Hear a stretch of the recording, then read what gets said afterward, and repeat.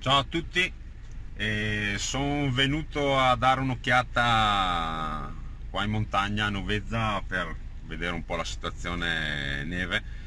Non scendo dalla macchina perché sennò non mi sentireste quello che vi dico, perché c'è un vento che ti porta via.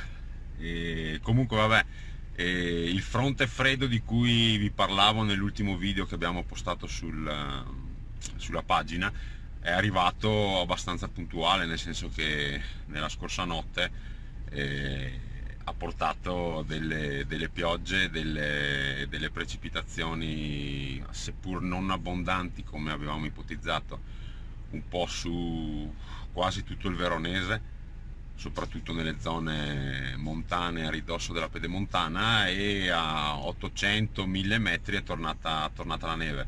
E qua a Novezza ce ne saranno 3, 4, 5 centimetri di neve fresca. La temperatura è sotto lo zero perché siamo a -1 in questo momento, e quindi tutto come previsto, insomma. Adesso molto probabilmente, anzi ci sono già delle schiarite, perché come dicevamo il fronte è molto veloce, quindi già oggi la perturbazione che è arrivata passerà.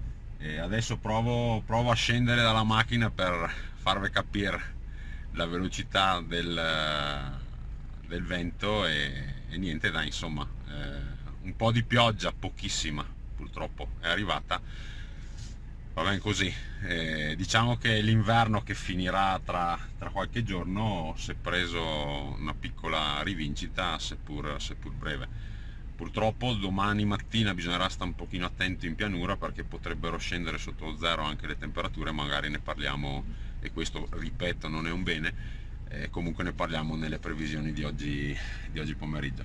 Buon, dai, ciao ciao!